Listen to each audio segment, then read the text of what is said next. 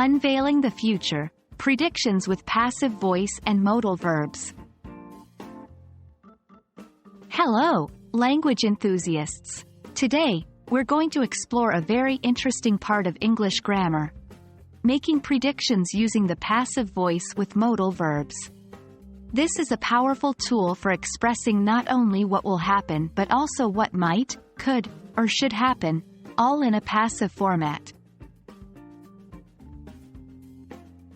First things first, let's quickly revisit the passive voice. In a passive sentence, the subject undergoes the action rather than performing it. For example, in the sentence, "The cake was eaten by John," the cake is the subject which is receiving the action of being eaten. Next, we move on to modal verbs. Modal verbs like can, could, may, might, shall, should, will, would, must, and ought to are auxiliary verbs that express necessity, possibility, permission, or ability. Now, let's combine these two concepts.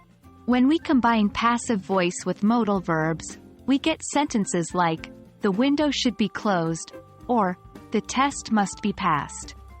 Here, the action, closing the window or passing the test, is happening to the subject, not being performed by it.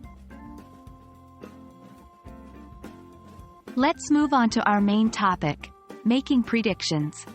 If we say, "The game will be won by our team," we're making a prediction about the future using passive voice and the modal verb, will. Similarly, "The report might be finished tomorrow," expresses a less certain prediction. Now it's time to put your knowledge to test. Here are some sentences to convert to passive voice with modal verbs. 1. John will finish the report, prediction. 2.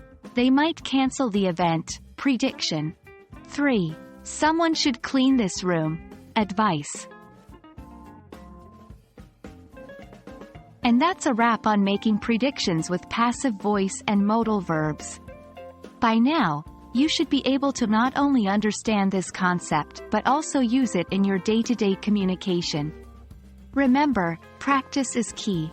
Keep experimenting with different modal verbs and passive structures. Happy learning!